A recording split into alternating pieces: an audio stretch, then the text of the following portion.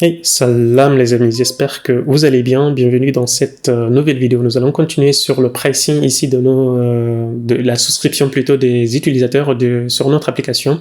Dans la précédente vidéo, nous avions vu comment créer les différents plans au niveau de l'application. Nous avions rajouté notamment les migrations et nous avons également créé les pricing ici au niveau de Stripe, de l'interface Stripe. Alors, je vais revenir rapidement ici au niveau de la fiche juste pour nous retrouver sur les différentes fonctionnalités qu'on doit implémenter. Dans la précédente vidéo, nous avons donc créé, comme je disais, les produits et les différents pricing. Plus tard, on verra comment rajouter cela dans un espace d'administrateur. Comme ça, nos utilisateurs standards, ceux qui vont souscrire, nos clients en quelque sorte du SaaS, ils auront juste les prix et nous, on aura un espace d'administrateur où on va rentrer ces différentes informations-là. Parce que c'est pas quelque chose qu'on a forcément envie de versionner au niveau de GitHub. Mais pour le moment, je vais le laisser comme ceci. Ici, du coup, aujourd'hui, on va attaquer la partie formulaire ici de souscription, le choix des plans et ici donc valider la souscription en quelque sorte. Donc ici, je vais revenir au niveau de l'application à ce niveau-là. Donc je suis connecté. J'ai rajouté pas mal de front-end depuis la dernière vidéo. Donc j'ai rajouté juste cette partie-là. On a donc les profils, password, notification et souscription ici. Donc j'ai rajouté quelque chose comme ça juste pour quelque chose de basique. Plus tard, on verra comment optimiser cela avec du Liveware. Là, tout de suite, ce que j'ai fait, j'ai juste fait un label qui, lorsqu'on clique ici, on a un input qui s'affiche, mais bon, c'est pas très ouf côté UX. On mettra par exemple un check et puis on changera plus tard les bordures, ce genre de choses. Donc, ce que je vous propose ici, sans plus tarder, c'est de continuer sur ce formulaire-là, rajouter les informations manquantes, ce genre de choses. Donc, ici, tout d'abord, je vais revenir vous montrer les différentes pages que j'ai rajoutées à ces niveaux-là. Pour la partie settings, donc je vais aller au niveau de app ici. On va bien au niveau de settings ici, j'ai rajouté alors le setting il était à plat ici comme pour les autres. Hein. Ce que j'ai fait donc j'ai créé un autre groupe avec un préfixe pour rajouter ici les différentes sous-rubriques ici de celui-là. En fait, on a donc la partie profil, password, notification, subscription ici que j'ai rajouté à ce niveau-là. C'est juste des vues que j'ai mis en place directement. Donc là, si je viens sur cette vue-là par exemple, on va voir où elle est localisée.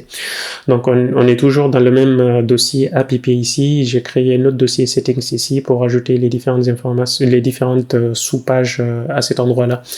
Alors ici, l'idéal, ça aurait été intéressant de mettre en place ici un contrôleur pour charger cela, comme ça on ne met pas ça directement au niveau de la vue. Mais bon, pour le moment, c'est pas notre priorité, je pense. On va juste rester sur quelque chose de très basique ici. Et puis on a donc le formulaire à cet endroit-là. Donc on a quelque chose qui ressemble donc à cela. Et puis ce que j'ai envie de faire, si je reviens au niveau de Laravel, la documentation ici, je peux aller au niveau de Cashier ici, de Stripe. Alors il faudrait donc qu'on rajoute ici les payment methods ici. Alors, pour qu'un utilisateur se souscrive en fait au niveau de notre application, il faut déjà qu'il enregistre un compte, il mette en place sa carte bancaire, puis ensuite c'est sur cette carte bancaire là, on va essayer de le souscrire en fait, de le débiter. S'il a plusieurs cartes, on va choisir une carte par défaut ou lui il choisira la carte qu'il souhaite et puis on souscrira l'utilisateur sur cette carte là qu'il aura choisi. Pour le moment, ce qu'on va faire, on va juste faire une seule carte et puis lorsqu'il choisira ici un plan à ces niveaux-là, il choisira ici un plan et on mettra directement, on cliquera sur un bouton, on a envie de le souscrire directement sur ce plan-là, pas à choisir différents plans. On verra plus tard cela si on souhaite gérer plusieurs cartes de paiement, ce genre de choses. Donc on va faire quelque chose de très basique à ces niveaux-là. Donc je vais revenir donc au niveau de la documentation ici. Pour ce faire, il faudrait qu'on injecte ici cette partie-là intent de l'utilisateur pour pouvoir l'identifier en fait au niveau de Stripe lorsqu'on établit ici un paiement. Donc pour le moment, je vais copier juste cette instruction-là, je vais la mettre ici vu qu'on n'est pas dans un contexte contrôleur. Je vais rajouter ici une instruction PHP rapidement. Je vais faire ici intent à cet endroit-là, comme ceci. Et puis ensuite, ce que je peux faire, c'est de rajouter donc un input qui aura cet ID là, par exemple, juste, enfin là, en quelque sorte, c'est juste je peux le nommer comme je souhaite. Il n'est pas obligé, c'est lorsque si on souhaite, par exemple, on souhaite notamment donner le nom de la carte de paiement. On peut par défaut prendre s'il faut le nom de l'utilisateur en soi qui est connecté. Mais bon, si on souhaite utiliser un autre nom, par exemple, supposons une personne utilise la carte par exemple de son papa, peu importe en fait d'une autre personne en quelque sorte, et puis donc le nom il sera forcément différent. Et puis parfois aussi le nom peut être différent si on a un nom et parfois dans les cartes bancaires on a un nom un petit peu différent ou un petit peu tronqué. Donc Stripe c'est quelque chose d'important parce que Stripe il utilise cela pour estimer la viabilité de la carte. Si c'est une carte volée ou ce genre de choses, parfois il peut arriver qu'il bloque les paiements, ce genre de choses. Donc faudra faire très attention à ces niveaux-là. Mais bon, pour le moment sur des petits montants comme ça, il n'y a pas de risque majeur normalement. À chaque paiement qu'on essaye de faire, il a normalement, je sais plus comment c'est foutu le truc, mais en gros il a des estimations ici en tout cas sur son fonctionnement, les systèmes de sécurité ici sur le paiement en ligne. Il estime en fait c'est une transaction un petit peu malveillante ou ce genre de choses. Donc voilà, on va essayer de lui donner le maximum d'informations possible. Nous ce qu'on va faire, je vais copier cette partie là. On nous donne cette partie-là, en fait, c'est une instruction. Je vais déjà récupérer ce que j'ai copié. Je vais le mettre à ce niveau-là. Donc, on reste dans le formulaire. Alors, ici, je vais mettre quelque chose comme ceci, à cet endroit-là. Comme ceci. Donc sur cette partie-là, c'est Stripe en fait qui injecte ici le nom les différentes informations de la carte. On n'a pas le droit normalement de récupérer les informations les saisies en fait de l'utilisateur. C'est Stripe en utilisant ici sa librairie JS qui va injecter ici le formulaire d'input de carte bancaire, ce genre de choses. Et puis nous on aura juste à récupérer ici l'ID en fait du paiement et puis on utilisera cela donc pour souscrire via notre backend à cet endroit là. Donc ce que je vais faire déjà c'est ça. Alors cet input là j'aime pas trop, je vais aller au niveau du formulaire sign in par exemple et récupérer ici ce formulaire là qui était un petit peu sympathique. Donc on va utiliser quelque chose comme ça. Si je reviens à cet endroit là, je vais donc le changer. J'ai juste à mettre alors le type ici c'est un type texte, on va garder, et puis l'ID on va garder s'il faut cet ID là, il n'y a pas de souci. Le placeholder c'est pas ça que je souhaite. Alors card holder name, et puis là on aura donc name, quelque chose comme ça, et puis l'ID on est bon également. Le placeholder, alors je vais faire ça, your name. Puis là, on peut virer ça. Et puis, sur cette partie-là également, j'ai envie de faire... alors, je pense qu'on va le mettre peut-être dans un autre div aussi. Payment method. On va voir déjà comment ça ressemble à cet endroit-là. Donc, je vais rafraîchir. Alors, user. C'est pas... ouf. Donc on récupère normalement l'utilisateur. Alors ça c'est le user à cet endroit-là. J'ai pas envie d'utiliser directement. Si on était dans un contrôleur, on aurait directement donné ici l'intent. Mais ici on va récupérer l'utilisateur qui est connecté. En fait, on va utiliser la façade. Normalement, on peut utiliser ici directement quelque chose comme ça. On n'a pas besoin de l'importer. Donc si je rafraîchis ici, le customer, ça. Alors je vais refaire ici les migrations. Tac. Ce que j'avais travaillé, je pense, sur le projet, sur cette partie-là avec mes tests. Donc on a ici le holder name ici pour écrire le nom de l'utilisateur, donc à cet endroit-là. Ce que j'ai envie de faire, je pense, c'est de récupérer ici le nom de l'utilisateur directement et de le mettre au niveau de l'input à cet endroit-là. Donc je vais rajouter une partie value ici et faire quelque chose comme ça. Comme ça, on a le nom de l'utilisateur ici par défaut déjà qui est établi. Ici, du coup, alors on aurait pu d'ailleurs faire quelque chose, un plan ici. J'aime pas trop ça. Je vais faire deux. Si je fais uppercase, peut-être, et texte de ngCo de 800. Ok, on va rester sur quelque chose comme ça. Donc, Mince. Et puis, juste avant, ici, on va mettre là pour les différents plans. Subscription plan. Voilà, quelque chose comme ceci. On choisit ici un plan et puis on rajoute ici les différentes informations de paiement. Alors là, il y a un petit gap ici de PX. Quand on va récupérer ça, je vais faire exactement pareil à cet endroit-là. Donc là aussi, j'ai juste à faire quelque chose comme ça et de le tout entourer à cet endroit-là également. Donc si je reformate, normalement, on a tout. Alors c'est pas ça. On a envie de l'avoir. On n'a même pas besoin de ça, en vrai. Donc on peut rester sur quelque chose de basique comme ceci. On a le nom ici de la personne qui est connectée. Et puis là, on choisit par défaut un plan ici. On peut choisir par exemple le basique comme on avait dit, comme on avait dit dans la précédente vidéo au niveau des choix ici des différents plans au niveau de Stripe. On avait mis ici le basique ici par défaut, on voit bien il est flagué ici par défaut. On peut faire pareil ou alors on peut faire par exemple le check ici si ID égale par exemple à 1. Alors il faut éviter ce genre de choses parce que ici déjà il faut pas utiliser les ID. Normalement on devrait avoir ici des UID. L'idéal c'est d'avoir des UID, comme ça on n'expose pas ici les différentes records de notre base de données. Donc je vais faire quelque chose comme ça de très basique. On rectifiera cela plus tard. Alors pourquoi déjà il ne marche pas ici? Donc si je fais ça, le plan ici, je vais juste l'afficher pour voir. Donc on a un ici, tac, checked, si c'est checked, ouais, c'est nul en fait cette façon de faire. On peut faire quelque chose comme ça, voilà, comme ça il est choisi par défaut. Donc ici du coup on a le nom aussi qui est renseigné. Par contre ici on a un div à cet endroit là que c'est Stripe en fait qui doit nous donner les informations concernant cette partie là. Ce que je vais faire moi, il faut qu'on vienne ici au niveau de la documentation de Laravel.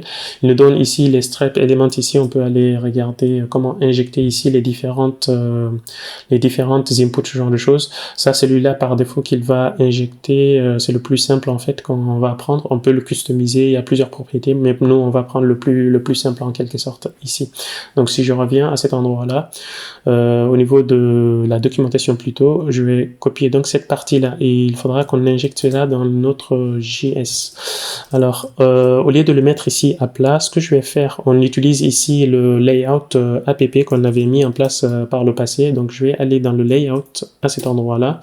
On avait donc une partie ici qui ressemblait à cela. On avait donc un stack ici. Le stack ici, on peut donc pusher ici en quelque sorte une partie des scripts en fait. Donc c'est exactement ce qui nous intéresse. Donc ce que je vais faire à cet endroit-là, je vais copier tout ça et puis je vais faire un push en fait. Comme ça, il va le mettre directement au niveau du body. Parce que si je mets le script à cet endroit-là, si je regarde notre application à cet endroit-là, il ne sera pas injecté proprement en fait ici. Donc je vais regarder juste les éléments ici, l'inspection à cet endroit-là. Dans le moment, on a notre div et puis on aura des scripts ici qui est injecté. Alors là, il est déjà en dehors, donc on voit bien qu'il sort en fait du contexte. Donc si on le met à cet endroit-là, on aurait pu le mettre ici, comme ça il va le mettre normalement dans la partie à cet endroit-là. Et puis c'est pas très bien structuré, je pense, de cette façon-là. Donc ce que je vais faire ici, si je fais ça, name, on peut voir normalement le placeholder ici à côté et puis on a un autre bouton, on voit bien les différents scripts qu'on a injectés. C'est pas très ouf. Ce que j'ai envie de faire moi, c'est de rajouter la partie script ici au niveau de façon globale ici au niveau de notre template en fait. Donc c'est en cela que c'est utile d'utiliser ici les push qu'on avait déjà préparé par le passé. Donc on va utiliser ici les push script ici et puis on mettra donc notre partie script à cet endroit-là. Et même cette partie-là, on aurait même pu le mettre au niveau de l'entête et puis le différer. Mais bon, c'est au choix en fait. Alors, qu'est-ce que cette partie-là consiste donc à mettre également à utiliser la publishable key. Alors, il faut faire attention sur cette partie-là aussi au niveau de notre developer mode. Ici, on a API key utilise. Cette clé-là, on peut la publier. Moi, c'est celle-là que j'ai et ne jamais utiliser la secret key. Celle-là, elle permet juste d'interfacer ici, de communiquer avec Stripe. Ici, le backend de Stripe. Donc ce que je vais faire ici, je vais faire quelque chose comme ça. Le Stripe Env Key, j'aurais pu faire quelque chose comme ça. Je vais aller dans le point exemple. Ici, on a le Stripe Key en quelque sorte. C'est celui-là qu'il faudra mettre à cet endroit-là. Mais moi, par contre, je vais pas utiliser quelque chose comme ça. Je vais utiliser la configuration parce que j'ai déjà mis en place au niveau du fichier de configuration des services. Donc si je vais au niveau du fichier de configuration des services ici, c'est ce qu'il utilise, Laravel utilise notamment pour les mails, ce genre de choses, les S3, ce genre de choses. Donc j'ai rajouté cette clé-là, juste quelque chose comme ça. Donc vous pouvez aussi le rajouter directement dans votre application. Donc j'ai fait stripe.key, on peut donc utiliser directement à cet endroit-là. Comme ça, si on fait un cache, on peut le réutiliser très facilement en fait. Donc je peux faire stripe ici, .key, comme ceci. Là, normalement, on est bon du coup. Donc, si je reviens au niveau de notre application ici, normalement, on verra que tout continue de marcher. On voit bien la partie, la carte ici qui est bien mis en place à cet endroit-là. Alors, je vais juste le styliser un petit peu. Je vais le sortir même de là, s'il faut. Je vais le mettre dans un autre div, en fait, comme ceci. Voilà. Alors, je ne sais pas pourquoi il ne veut pas prendre cela en considération. Donc, si je reviens au niveau de la console, je vais la mettre à côté de la console, juste peut-être pour qu'on puisse voir. Normalement, ça devrait pouvoir marcher. Tac, tac, tac. Là, à ce niveau-là, je vais juste faire un P10 ou P4 également au niveau de cette partie-là, et puis faire un 5 juste pour... Parce que sinon, il casse notre design, en fait. J'ai pas envie qu'il retouche trop notre design. Slate à 300 ou à 200. On peut garder peut-être quelque chose comme ça. Non, c'est trop violent. Voilà. On va rester sur du 900 peut-être. Voilà. 800. Comme ça, ça nous différencie un petit peu avec ce qu'il nous offre directement. Alors là, j'ai pas le focus, ça m'embête un petit peu. Donc si je fais un inspect, il y a dû avoir peut-être un petit problème quelque part. Ce que je vais faire, je vais continuer à cet endroit-là. On va importer cela, on va voir qu'est-ce qui cloche vraiment juste après. Donc on a importé normalement les JS comme il se doit. Et puis au niveau de cette partie-là, c'est pour la validation de notre carte en soi. Donc je vais copier également cette partie-là au niveau des scripts ici. Ce soir, je continue là directement ou je continue cela ici directement et faire quelque chose comme ceci. Donc là, on a le card holder name ici qu'on avait rajouté à cet endroit-là. Et puis le card button ici également. Le intent ici, il faut se rappeler qu'on l'avait mis à cet endroit-là également. Donc ici, si je rafraîchis a priori, donc je vais refaire les migrations juste et app op clear et peut-être refaire les migrations rapidement au cas où, et normalement on va voir si c'est bizarre parce que là ok, c'est juste que je vois pas le curseur. Ok, c'est top. Alors là, par contre, c'est un petit peu embêtant parce que là, il accepte la saisie. C'est juste que je vois pas le curseur, mais c'est un petit peu embêtant parce que j'ai pas géré le côté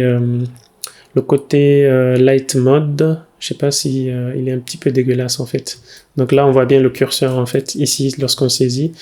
On va rester sur du dark mode et puis on va se débrouiller comme ça normalement. À cet endroit-là, on voit bien que je tape la 4242. Alors Stripe, ce qu'il nous offre également, c'est des cartes de test pour pouvoir les tester rapidement, tester les paiements en fait. On peut tester les paiements en succès, les paiements en échec, ce genre de choses. On verra ça ça plus tard, mais pour le moment, on va se focuser juste sur la partie succès ici. Déjà, si on fait ça, c'est déjà pas mal dans cette vidéo. Donc là, on a copié cette partie-là pour récupérer ici les informations de la carte. Lorsqu'on saisit ici quelque chose, normalement, ça valide. Et puis ensuite, on pourra donc utiliser au niveau des if else ici pour pouvoir gérer ici, envoyer une requête au niveau de notre backend pour pouvoir récupérer ici la session de l'utilisateur et valider la souscription de l'utilisateur de façon d'un autre backend. Donc ce que je vais faire ici au niveau des updates ici, je pense qu'on avait d'autres boutons aussi. On va le styliser rapidement. Button normalement, action button à cet endroit-là, quelque chose comme ceci. Update payment methods. Et puis là, on a j'ai pas envie de faire un submit. D'ailleurs, le formulaire ici, je vais le changer, je vais le mettre en section ou en div directement. Comme ça nous évite de le submit à chaque fois. Et puis, le bouton, on s'en fout un petit peu de son type, mais c'est le texte ici qui nous intéresse. On a un truc texte ici, et puis on peut mettre également un ID. Cart button. À cet endroit-là, donc je peux enlever ça et puis je vais remettre ici le intent ici qu'il faudrait qu'on récupère parce que Stripe il en a besoin ici pour pouvoir valider ici la carte de paiement. Donc là on peut donc enlever celui-là et puis on peut donc rester sur quelque chose comme ceci directement. Donc là, si je reviens au niveau de l'application, on voit bien notre bouton. Alors, il est un petit peu moche. Je vais le remettre, je vais le foutre aussi dans un div comme ceci. Tac, comme ceci. Voilà. Là, on voit bien les choses. Maintenant, update payment method ou subscribe directement parce que nous, c'est subscribe. Subscribe. Ici. Donc on a un autre plan qui est saisi notre holder name. Ici on peut le modifier comme on avait dit tout à l'heure. Et puis on peut donc avoir également la carte ici, on saisit la carte. On a 4242 pour les cartes Visa, la carte de test. Et puis comme ça on remplit les différentes informations. On a la date ici de péremption, le CVC. Et puis là on aura donc le code postal également. Donc on peut avoir quelque chose comme ça, 75 par exemple de 75001 pour Paris et puis subscribe ici, quelque chose comme ça lorsqu'on clique ici. Donc il faudrait qu'on gère cette partie là à ces niveaux là. Donc pour le clic ici déjà on va faire un prevent default ici. Alors ceci on avait un formulaire normalement que ça aurait eu un effet, mais bon c'est pas grave. Au niveau de l'erreur ici, s'il y a des erreurs, c'est là qu'on va les gérer, on verra ça plus tard. Mais pour le moment, moi ce qui m'intéresse ici, c'est de faire juste à cet endroit-là, de faire un console log à cet endroit-là. Je vais le sortir ici juste pour faire un console log pour voir si on a des erreurs ou pas. Notamment ici, je vais si je saisis quelque chose comme ça. Alors là déjà il n'accepte pas, mais là si je fais quelque chose comme ça, j'ouvre normalement la console, on verra normalement les erreurs qui vont s'afficher. Donc ici, je scroll jusque là, je saisis pas le nom de la carte ni rien. Donc là, on a validé son error, your card number is incomplete. Donc ici, ce qu'on va faire plus tard, c'est d'utiliser LiveWire pour faire ce genre de choses, pour dynamiser cette partie-là. Pour le moment, on va faire quelque chose en dur. J'ai pas envie trop de complexifier cette partie-là. Donc je vais saisir ici 42, 42, 42. Et puis là, on colle, copie, on colle 42, 42 plusieurs fois. Et puis là, pour le code postal, on mettra quelque chose comme ça ici. Donc, vous voyez bien ma saisie. Donc là, je vais supprimer ici la console. Si je clique ici, normalement, on voit bien ici, il nous a retourné ici le intent qu'on va utiliser ici dans notre backend. On utilisera donc cette partie-là, le payment method ici, il nous a enregistré la carte. Donc si je viens au niveau de Stripe, alors au niveau de customers, alors là pour le moment il n'y a pas encore le customers. C'est si notre utilisateur il avait déjà le intent qu'on avait mis en haut là, il avait déjà un customer au niveau de Stripe, il l'aurait lié directement. Donc là, il n'y a pas de souci, on va le gérer cela au niveau de notre backend. Alors, au début, normalement, lorsqu'on débute un projet projet Laravel, il nous donne déjà Axios qui est déjà setup normalement. C'est ce qu'on va utiliser ici pour communiquer avec notre backend vu que nous sommes à cet endroit-là. Donc on va pas soumettre un formulaire, on va envoyer une requête Ajax en fait. Donc là il y a celui-là qui m'autocomplète ici, GitHub Copilot, c'est très bien. Donc on a ici, on récupère ici notre paiement, le paiement méthode ici. Si je reviens à cet endroit-là, tac, ici, on avait quelque chose comme ceci ici, le payment method ici, on a déjà le type ici, c'est une carte, et puis on a donc l'ID ici du payment method qui a été récupéré en fait.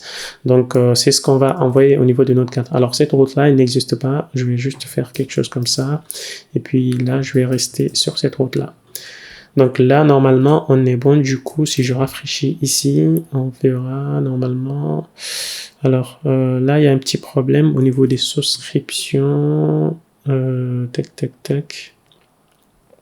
J'ai l'impression qu'en fait, c'est un problème de route. Donc c'est app normalement, app.settings. Effectivement. Ici. Donc je rafraîchis et tout refonctionne comme il se doit. Donc ce que je vais faire, lorsque la requête ici, il faut déjà qu'on ait une route ici pour accepter la validation ici de notre carte côté backend. Donc je vais aller au niveau des routes ici, app route, et rajouter une autre route à cet endroit-là. Donc je vais faire quelque chose comme ça. On aura un post parce que c'est un post ici qu'on envoie la requête. Et puis il faudrait qu'on ait un payment method. Pour le moment, on va faire une méthode de quelque chose de très simple à cet endroit-là même. Donc on va faire une fonction, une callback ici directement comme ceci. Et donc il nous propose des choses, mais c'est pas très intéressant pour nous. Donc là, nous on va la nommer subscribe ici comme ceci. Donc cette méthode-là, la route ici, on va la mettre à cet endroit-là, subscribe ici.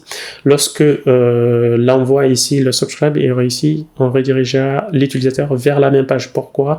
Parce que on a les CSRF tokens ici qui sont utilisés au niveau de Laravel qu'il faudrait qu'ils rafraîchissent à chaque fois. Et puis le intent ici, il faut qu'on revienne à chaque fois ici. Si on avait l'erreur, on aurait pu optimiser cette partie-là, à cet endroit-là. Donc ce qu'on va faire ici, je vais vous montrer rapidement ici la partie Axios qui est injectée en fait. Donc lorsqu'on vient au niveau des app, elle est injectée à cet endroit-là, le Bootstrap. Donc je vais venir au niveau du Bootstrap, on voit bien il y a Axios qui est déjà utilisé à cet endroit-là. Donc c'est ce qu'on va faire ici. Donc là, je vais plier tout ça. La route maintenant, vu qu'elle est définie, je vais revenir à cet endroit-là. Je vais récupérer la partie request ici. Donc je vais faire request, récupérer la requête qui a été envoyée. Et puis là, je peux faire une validation déjà. Là, il montre ce genre de choses, mais on n'a pas vraiment besoin de ça. On va faire une validation. On va récupérer les données qui ont été envoyées depuis le front-end ici. On a donc la partie payment method ici, et puis qu'est-ce qu'on peut avoir? Il faut qu'on récupère ici le plan en fait qui a été sélectionné également. Donc là, on peut faire soit un create selector. Si c'était du live on aurait pu prendre directement au niveau de l'instance quelque chose comme ça. Donc c'est l'ID qui a été, il fait un select ici de l'input qui a été sélectionné pour ce name là en fait. Donc c'est quelque chose de très simple. On récupère la value et puis qu'est-ce qu'on a besoin d'autre? Notamment si on avait des coupons, supposons, coupons, on peut juste prévoir quelque chose comme ça. Coupons, on va mettre juste, on peut laisser comme ça, il n'y a pas de souci. Et qu'est-ce qu'on peut avoir aussi? Le CSRF token, il part normalement par défaut. Et qu'est-ce qu'on peut avoir également au niveau de cette partie-là? Le cardholder name, c'est pour Stripe, donc il l'a déjà envoyé à ce niveau-là en fait. Donc on aura juste à le lier de notre côté. Donc je pense qu'on a tout, on a tout ce qu'il nous faut à cet endroit-là. Et on peut également voir, je pense que sur cette partie-là, on n'a pas mis cela on n'a pas pris cela en considération. Mais si je reviens au niveau de l'application ici, au niveau de base ici, on a pricing ici, on a cette notion de monthly et yearly en fait. Donc il faudrait qu'on mentionne cette partie-là aussi. Ça pourrait être intéressant de l'utiliser dès maintenant, comme ça plus tard on a juste à adapter les choses. Donc on peut faire ici récurrence monthly. Voilà, on peut faire quelque chose comme ça. Et puis nous, côté donc route, à cet endroit-là, on a juste à valider les données qui sont parties. Donc là, je peux déjà avoir le plan. Donc c'est un ID, il faudrait qu'on fasse un exist plan. Il faudra qu'on change cette partie-là. L'ID plus tard, lorsqu'on changera ici les différentes ID, on utilisera des UID ou des slugs s'il faut. Et puis là, qu'est-ce qu'on aura d'autre? La récurrence également. On peut donc avoir une récurrence, quelque chose comme ça, monthly or yearly. Et le coupon, on n'a pas besoin du coupon. Il est nullable. Ici, on peut le laisser quelque chose comme ceci. Donc là, on peut donc récupérer les différentes informations. Là, je peux récupérer déjà le plan qui a été utilisé. Ici, il faut faire attention, c'est le plan, notre plan en fait qu'il faut utiliser, pas le stripe plan en fait. Ici, pas le stripe plan. Il a déjà un plan à cet endroit-là, stripe plan ici. C'est pas celui-là en fait qu'on utilise. On peut par contre utiliser, par exemple, on peut voir la souscription et puis voir le plan que l'utilisateur il a choisi plus tard. On verra ça plus tard. Donc là, on a le plan de l'utilisateur et puis qu'est-ce qu'on peut avoir? Il faut qu'on crée ici un customers au niveau de notre application ici de Stripe. Donc là, ce que je vais faire déjà user, récupérer ici l'utilisateur qui est connecté. On peut faire soit comme ça ou j'ai une préférence pour la façade ici. Et normalement, là, du coup, on est bon. Et je récupère donc l'utilisateur. Et là, je peux faire... Alors, je sais plus comment la méthode qui s'appelle Customer. Alors, à Stripe Customer, là, elle convertit. Mais si l'utilisateur, il existe déjà dans Stripe Stripe, il risque de le dupliquer. Donc, create or get Stripe Customer. OK. On va faire quelque chose comme ça. Donc là, on a donc le customer qui va normalement être retourné à cet endroit-là. On s'en fout un petit peu du customer à cet endroit-là, de cette donnée-là. C'est juste que notre utilisateur, il doit avoir un customer pour pouvoir ici récupérer les informations. Pour pouvoir ici le souscrire à quelque chose. Avant de le souscrire, il faut qu'il ait un customer. Donc pour le moment, je vais juste faire ça.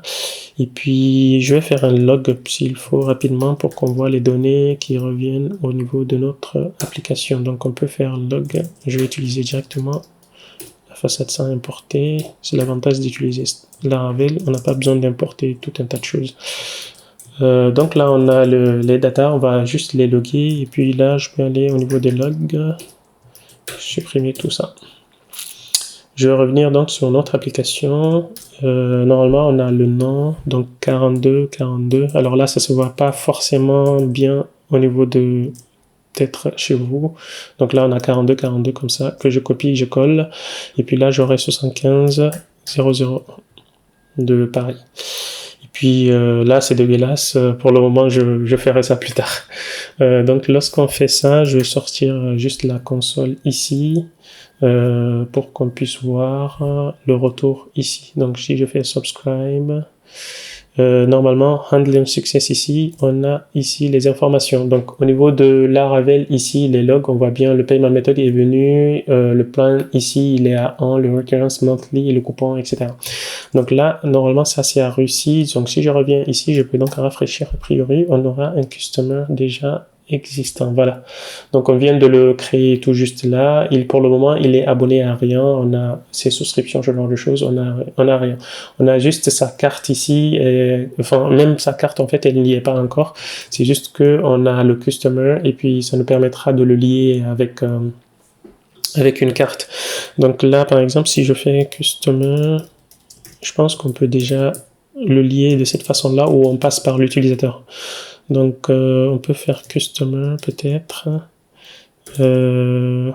payment method, ou alors on passe directement par je sais pas si cette instance-là, elle a une méthode qui s'appelle, alors customer, c'est cette méthode-là qui nous intéresse. Donc, si je fais ça, je regarde payment methods, all payment methods, et retrieve payment methods. Est-ce qu'on a le default ici? Bon, c'est pas grave, on va passer par l'utilisateur ici. On va faire user ici et on va faire un set payment methods ici. Là, c'est si l'utilisateur, par exemple, il n'a pas de payment method, l'idéal c'est de le rajouter ici, faire un add payment method. Mais ici, alors, add payment method, on peut le faire de cette façon-là. Mais si le paiement il existe déjà ou qu'il a déjà un autre paiement méthode, on a envie en fait de le prendre, on n'a pas envie de gérer là pour le moment en tout cas plusieurs paiements méthodes, on va le mettre directement par défaut en fait. Donc là je vais changer cette méthode là, il y a une méthode normalement default, update default payment method. Ah voilà, on va checker ça d'abord, on va checker ça as default payment methods et else, quelque chose comme ça, voilà. Update, d'ailleurs même ça on s'en fout un petit peu, on va rester sur quelque chose comme ça, je pense que ça marche aussi. Donc on peut rester sur quelque chose comme ça, on récupère l'ID ici du paiement qu'on a récupéré au côté front-end ici, qu'on a récupéré au niveau de Stripe, qu'il nous a validé. Donc là je peux enlever les console log ici d'ailleurs, là aussi. Et puis normalement on est bon, c'est juste sur la partie erreur pour le moment je vais faire error à cet endroit là et puis je vais afficher les erreurs. Donc si je reviens au niveau de notre dashboard ici, j'ai mis le white, il pique un peu les yeux, donc 42, je copie, je colle, voilà, c'est une carte valide, le CVV aussi, le CVV il manque un chiffre, voilà, I75 001. Donc là, si je fais ça, normalement, voilà, il va rafraîchir. Donc là, c'est bon. Je vais revenir donc au niveau de cette partie-là, je vais rafraîchir, voir s'il m'a rattaché. Voilà, on voit bien que là, il a rattaché ici le paiement en quelque sorte. Ici, c'est le paiement par défaut. Donc là, on n'a pas besoin de faire tout un tas de choses ici, des conditions, ce genre de choses. On peut déjà rester sur ça. Donc là, on peut enlever d'autres logs, on voit bien que ça marche. Et puis maintenant, on va venir donc sur l'abonnement ici de l'utilisateur. Donc il y a déjà GitHub Copilot qui me met tout, c'est très bien. Donc si on avait un coupon, on l'aurait mis ici directement. Donc pour le moment, on va pas le mettre. Et puis au niveau du create ici, on a donc le create. D'ailleurs, je pense qu'on n'a même pas besoin de ça. On peut virer toute cette partie-là en fait. C'est si on souhaite rajouter d'autres informations au niveau de la souscription des détails, ce genre de choses, des emails pour envoyer les mails, ce genre de choses. Pour le moment, on va garder le mail de l'utilisateur en fait. Donc là, si je vais au niveau de modèle plein ici, il faut qu'on récupère l'ID ici de Stripe. Si vous vous rappelez bien, on avait mis en place ici plein Seeder. Dans la précédente vidéo, on avait mis les prix, ce genre de choses. C'est ce numéro-là qu'il faudrait qu'on récupère ici pour souscrire l'utilisateur. Donc là, je vais récupérer ça et le mettre l'ID ici. Donc l'ID, il vient donc de là, de celui-là. Moi, j'ai l'autocomplétion ici avec Laravel IDEA, c'est pourquoi il m'a redirigé vers des sources compilées. Donc ici, normalement, on aura une souscription ici par défaut déjà. Et puis ensuite, là, c'est le nom de la souscription. Je pense qu'on peut laisser default. Je pense qu'il y a un moyen d'ailleurs de nommer ici les différentes souscriptions. Par contre, j'ai pas vu ça. Même au niveau de la documentation, ils mettent que default ou main parfois. Mais j'ai pas trop vu ça. Bon, pour le moment, on va laisser ça. Et puis au niveau d'ailleurs pour les paiements méthodes, il faudrait uniquement qu'on accepte ici les cartes. On va faire quelque chose comme ça. On peut également rajouter d'autres paiements méthodes si on le souhaite. Comme je disais ici, au niveau des Stripe éléments, on peut customiser cette partie-là et mettre ce qu'on a envie de mettre ici. Donc voilà. Ici, du coup, ce que je vais faire, si je rafraîchis. Il y a mon fournisseur qui me dit que j'ai plus internet, c'est embêtant. Alors là, du coup, ce qu'il nous montre ici, on peut pouvoir gérer ici plusieurs types de paiements. Ici, Get Started with Element. On a plusieurs éléments qu'on peut mettre en place, ce genre de choses. Donc, je vous inviterai donc à regarder si vous changez en tout cas le système de paiement ou vous souhaitez supporter d'autres formats, ce genre de choses, des SPA, ce genre de choses. Donc, libre à vous de changer cette partie-là comme vous le souhaiterez. Donc là, alors là, c'est parce que j'ai perdu perdu ma connexion internet. Donc je vais rafraîchir, donc tout marche comme il se doit. Ici du coup, si je refais ça, 42, je fais ça, 75001. Et puis normalement, si je reviens ici, normalement l'utilisateur, il est, comme vous pouvez le voir ici, il est souscrit à rien pour le moment. On récupère ici le price ID sur lequel l'utilisateur il a choisi ici sur le plan. Et puis nous, on va le souscrire directement à cet endroit-là. Donc si je fais ça, a priori, ça devrait le souscrire. En attendant que juste que la page elle rafraîchisse, a priori. Donc il y a dû avoir une erreur, je pense. Oui, effectivement. Donc je vais aller sur les logs voir qu'est-ce qui se passe. Donc SSL certificate, machin bidule. Donc voilà. Non, ça c'était l'erreur du réseau tout à l'heure, mais j'ai restauré la connexion. C'est un problème de code ici au niveau des souscriptions. Alors je vais aller dans la table souscription ici. Ah oui, on avait rajouté un ID ici, code ici pour utiliser les UID. Je sais pas si c'est utile de le faire. On peut le virer, soit le virer ou alors utiliser ici, aller dans le modèle en fait, faire un subscriptions ici et utiliser la méthode booted ici, quelque chose comme ça. On peut faire quelque chose comme ça et puis là on pourra faire un self-created en fait, creating en fait plutôt, creating ici, faire un callback à cet endroit-là, voilà, quelque chose comme ça.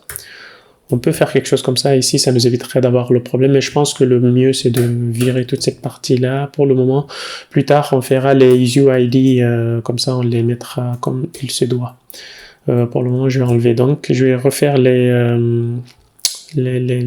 ici les migrations. Donc je pense que j'espère qu'il ne va pas dupliquer notre customer à ce niveau-là, au niveau de Stripe. Donc je vais enlever la console ici, je vais refaire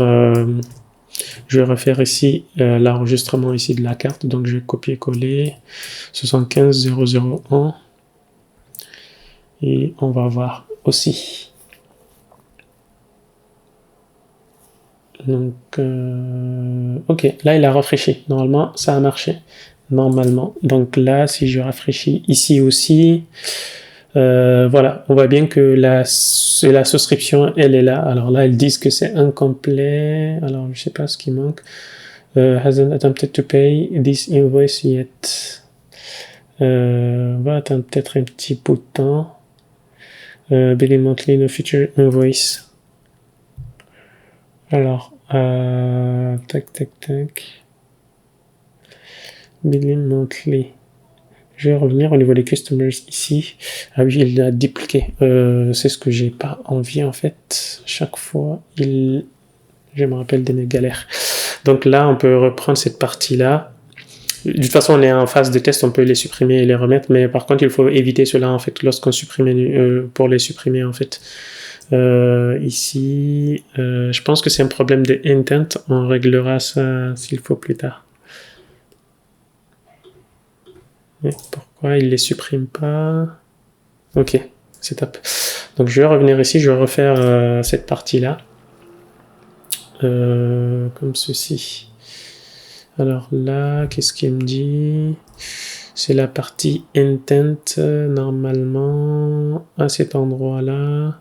C'est parce que j'ai refait ici les migrations. Du coup, il avait lié l'intent en cours qu'on avait injecté au niveau de cette partie-là, ici. C'est ça qui pose problème en fait. Il dit qu'il ne le reconnaît pas, c'est pourquoi en fait il duplique le customer en fait. Donc là, je vais rafraîchir cette partie-là aussi et saisir mes informations 42, coller, et puis 75001. Donc là, on va voir si il prend ça en considération. Ok, rafraîchir. Ok, Là, on voit bien l'utilisateur. Ok, là, ça marche. On voit bien que là, il a accepté ici la souscription de l'utilisateur. Et puis, on verra ça plus tard, comment gérer ici les différentes erreurs. Mais je pense que c'est un petit peu chiant en utilisant ici du Blade, que du Blade avec du Laravel. On utilisera soit du Liveware ou peut-être du Vue ou du Alpine pour gérer ici les différentes erreurs de façon un petit peu plus intelligente que moins chiante plutôt. Donc voilà, je pense que là, du coup, on est bon. Alors, qu'est-ce qu'on avait? On avait donc le formulaire, le choix des plans. Là, on a réussi à souscrire aussi, on peut cocher. Par contre, il y aura des améliorations qu'on va continuer à faire, je pense. Et puis, au niveau de cette route-là, maintenant, ce qu'on va faire, on va, je pense, migrer toute cette partie-là au niveau du contrôleur. Et comme ça, on allège un petit peu les choses. Et puis, on va rajouter ici des validations un petit peu plus robustes en fait. Donc là, ce que je vais faire, je vais donc créer un contrôleur. Controller. Et puis ce sera subscription setting. Je sais pas si on met... Ok, on va mettre settings. Quelque chose comme ça. Ou alors, on va voir déjà si on est dans app. Donc, HTTP controllers. J'ai envie de le mettre dans un autre namespace en fait. Comme ça, on enlève depuis la racine ici. Je vais faire ça, je pense. Je vais créer un autre namespace. Donc, on aura controller ici. On aura app. Et dans app, on aura settings. Quelque chose comme ça. Et ensuite, on aura ici subscription. Ici, subscriptions controller. Quelque chose comme ça. Et c'est pas un single action, on va juste le retirer. On peut avoir quelque chose comme ça. Et puis ici, on a donc la view ici, subscriptions. On peut faire index, on peut le garder, le index, c'est parfait. Et puis à cet endroit-là, on va mettre donc cette partie-là au niveau du index en fait. Donc là, j'ai juste à récupérer cette partie-là ici. Je vais mettre ici une vue. Et puis là, ce sera un get. Donc là, on importera donc la classe subscription controller. C'est la classe, bien entendu. Et je vais plier ça, importer.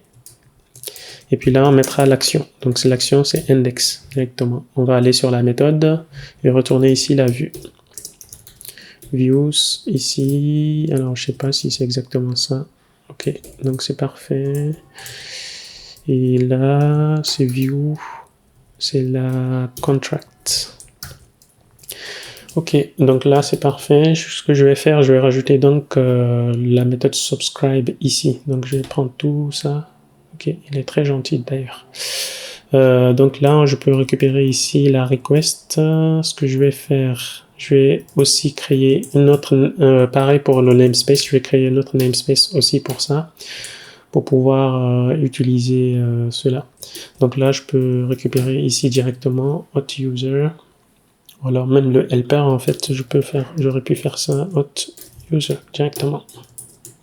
Sans importer d'ailleurs. C'est beaucoup plus intéressant. Et normalement, là, du coup, on est bon. Et là, j'ai juste à retourner ici au niveau de cette partie-là de la subscriptions ici. Alors là, on vient en Ajax, mais bon, c'est pas très ouf. On va retourner s'il faut un JSON response. JSON. Yes. Plan name. Donc on peut avoir quelque chose comme ça. Et puis ces messages d'erreur là, plus tard, on verra comment on les mettra dans le point, dans les traductions, dans les comment ça s'appelle d'ailleurs, ici, dans le fichier de langue ici. Voilà, on fera ça plus tard par contre. Et puis là, du coup, je pense qu'on est bon ici. Je vais créer, là, du coup, ce sera une JSON response. Ici, JSON response. Comme ceci. Et puis la request ici, cette partie-là, j'ai envie de le valider ailleurs que ici. Donc là aussi, je vais créer ici une request. Form request. Pareil, on mettra dans app. Et puis on aura settings. ici. Et on aura donc subscribe request. Et le coin de classe, non, on n'a pas vraiment besoin. Et le coin de classe, on n'a pas vraiment besoin, on peut rester sur quelque chose comme ça. Donc voilà, on a les rules qu'on peut directement importer comme ceci, et puis revenir au niveau de notre contrôleur à cet endroit-là. Et donc on aura juste à l'utiliser ici. Donc je subscribe request ici, et puis on aura request. Donc voilà, je pense, valider. Et puis là, du coup, on est bon. On est bon ici. Et il faudrait juste qu'on lit cela au niveau de notre back, au niveau de cette partie-là. Donc, il ne faudra pas oublier. Je vais virer tout ça, le contenu. Et là, rajouter l'action à cet endroit-là. Donc, on aura l'action subscription controller class. Et puis là, le subscribe. Et voilà. Subscriptions ici. Donc, c'est les routes de subscription. Ça, c'est la route ici qui permet d'afficher. Ça, c'est la route ici qui permet de souscrire au plan. Plus tard, ce qu'on ferait, c'est de rajouter ici d'autres routes. Donc là, je peux partir sur du dark mode plutôt. Donc, on a le nom, carte, machin. On peut souscrire comme on le souhaite. Donc là, c'est parfait. Ce que j'ai envie de faire aussi, j'ai envie de voir si l'utilisateur il a déjà une souscription en cours. Donc pour cela, j'ai envie de, par exemple, je vais aller ici, je peux aller à cet endroit-là. Alors pas ici, au niveau du contrôleur, à cet endroit-là. Je vais faire quelque chose comme ça ici. Pour l'utilisateur, par exemple, on va prendre juste l'utilisateur, on va faire hot ici. User, quelque chose comme ça. C'est juste un test, plus tard on fera ça. Voilà, c'est pour voir si l'utilisateur il a déjà une souscription active en fait.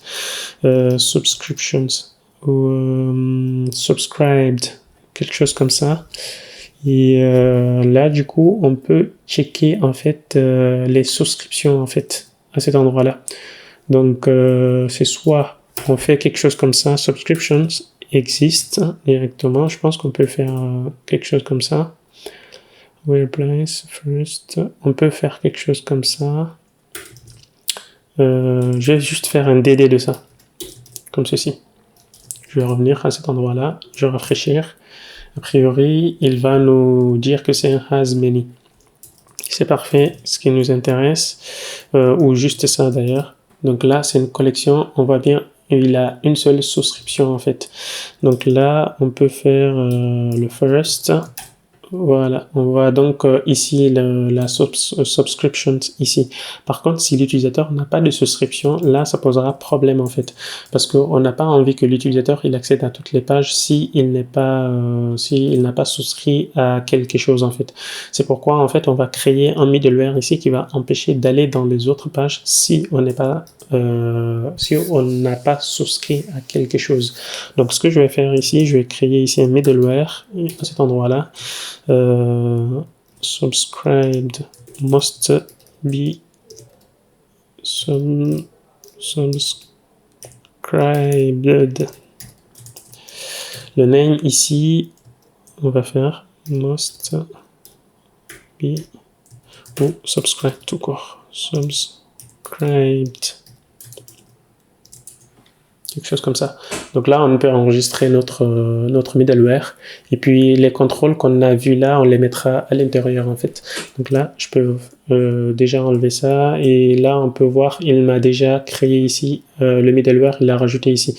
Alors moi, j'utilise Laravel IDEA. Peut-être que vous ne l'utilisez pas aussi. Donc, ça peut être un petit peu déroutant si vous voyez juste des classes s'enregistrer automatiquement. Donc, j'utilise un package ici qui me permet d'enregistrer, lorsque je crée par exemple un middleware ou un contrôleur, il l'enregistre directement à cet endroit-là. Par exemple, le nom que j'ai donné ici, il l'a enregistré ici. Donc là, nous sommes dans le kernel ici en fait. Donc, de votre côté, si vous voulez répliquer pareil chez vous, vous pouvez faire ce genre de choses. Donc là, je vais aller sur ce middleware là. On va faire nos différents tests à cet endroit-là. Donc déjà, on peut va tester quelque chose comme ça. Le default. Alors, c'est important ici de nommer quelque chose comme ça, parce que le nom qu'on a donné ici, ça doit être le même nom qu'on avait mis au niveau de notre contrôleur à ce niveau-là, à cet endroit-là. Donc, c'est important donc de le donner de cette façon-là. Là, pour le coup, il me dit que voilà, il n'y a pas besoin vu que de toute façon c'est default la valeur par défaut, mais il faudra pas qu'on oublie cette partie-là. D'ailleurs, ce que j'ai envie de faire ici, c'est d'aller dans la classe subscription ici, rajouter cette clé-là en fait. Donc, on va faire un const ici,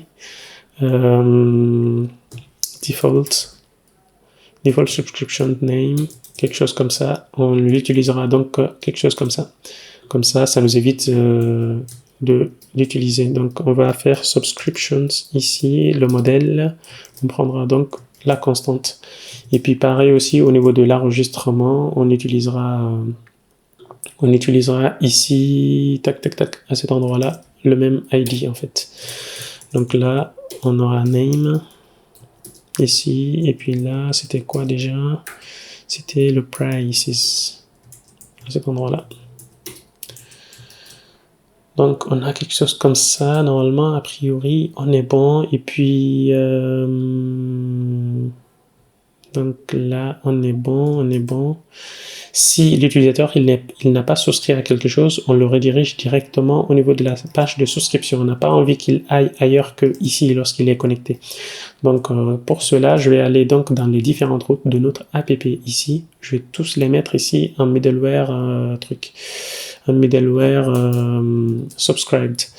Donc au lieu de les mettre ici, je vais aller au niveau du route service provider à cet endroit-là. Et puis comme ça, on va le faire de façon globale et ensuite on fera les différentes exceptions. Donc je vais me mettre à cet endroit-là à côté du verified. Donc on a subscribed ici. Donc vous remarquerez que l'autocomplétion ici, c'est le middleware qu'on a enregistré à cet endroit-là. Et donc là, c'est bon. A priori, lorsque je viens ici, je vais rafraîchir. Alors là, j'ai toujours pas enlevé le DD. Je vais tout plier. Peut-être j'avais un DD à cet endroit-là. Donc je peux en rafraîchir ici et là je peux accéder à toutes les autres pages, mais par contre lorsque je supprime ma souscription, j'aurai plus accès à cela. Donc si je refais par exemple les migrations ici rapidement, tac, là normalement il me dit qu'il tourne en rond. Maintenant il faut qu'on fasse ici une exception uniquement pour les routes ici de souscription parce que sinon là il va tourner tout menu redirect en fait. Il va tourner en rond vu qu'on a mis dans le service provider toutes les routes en fait de app. Donc là si j'enlève tout, je vais revenir ici rapidement pour qu'on puisse le voir. Subscribe sur toutes les routes dans app. Donc si je vais dans app, toutes les routes sont appliquées. Maintenant il faut qu'on fasse l'exception aussi pour ces deux routes là en fait. Donc là c'est soit on fait un groupe en fait de cette partie là. Je pense que je vais faire un groupe, c'est mieux. Donc on va faire un groupe. Et alors les middleware, est-ce qu'on peut faire un middleware except? C'est pas très ouf en fait. On a envie d'avoir quelque chose comme ça, mais ici j'ai envie d'avoir un middleware. Normalement on a un except. Je sais plus comment le mettre. Except, c'est pas expect. Laravel, middleware, except, quelque chose comme ça. Except rules, not working. On va aller ici, au niveau de la registering, middleware, except, ça marche pas ça, c'est bizarre. Pourtant il existe quelque chose comme ça. Tac tac tac. Middleware, on peut faire ça. Ah, c'est without. C'est pas exist. Ok, route. Si je fais ça, est-ce que je peux un without middleware? Voilà, subscribed. Je peux faire quelque chose comme ça et puis ensuite les grouper à l'intérieur comme ceci. Donc ce soit je peux les je peux les déplacer directement à l'intérieur et supprimer cela. Donc là, on aura normalement toutes les routes qui sont bonnes maintenant. Donc là, on voit que on arrive directement sur cette page-là. Si je vais au niveau des profils, il n'aime pas, il nous ramène ici. Pareil ici, pareil pour les help, on n'a plus rien. Si par exemple l'utilisateur il n'a pas choisi ici un plan d'abonnement chez nous. Donc là, on voit bien que l'utilisateur il a souscrit, donc on va enlever cette notification ici. Pour cela, on va revenir au niveau de contrôleur à cet endroit-là, tac, tac, tac, ici. D'ailleurs, on va en profiter ici pour rajouter les différentes... le intent ici, on va le injecter maintenant. Donc je vais le virer à cet endroit-là, directement. Et je vais revenir au niveau du contrôleur plutôt. C'est un petit peu embêtant. Donc voilà, donc là le intent on l'aura ici, et puis les plans également on les aura à cet endroit là. Et qu'est-ce qu'on a d'autre? On peut avoir donc compact ici des deux, et tac tac tac, on peut faire directement ça, voilà, quelque chose comme ça. Et puis, qu'est-ce qu'on peut avoir d'autre comme information qu'on aurait besoin au niveau de cette page-là?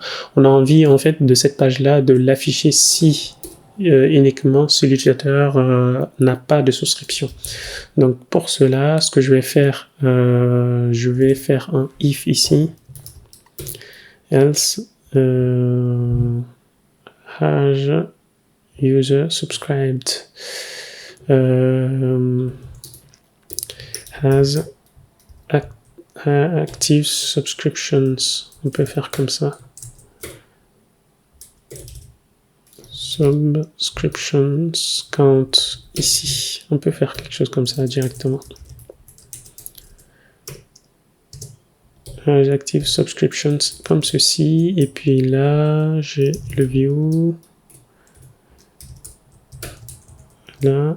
Et puis là, j'aurai la partie data. Comme ceci. Je vais nommer les paramètres ici comme ça vous évite de faire ce genre de choses.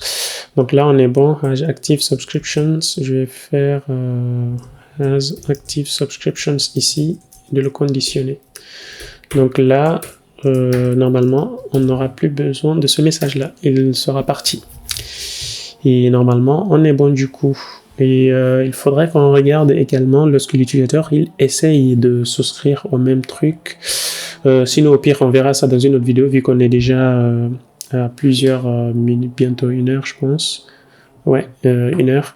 Donc on va se limiter là pour cette vidéo et puis dans les prochaines vidéos on verra comment optimiser cette partie là, soit avec Liver et puis on continuera également sur les autres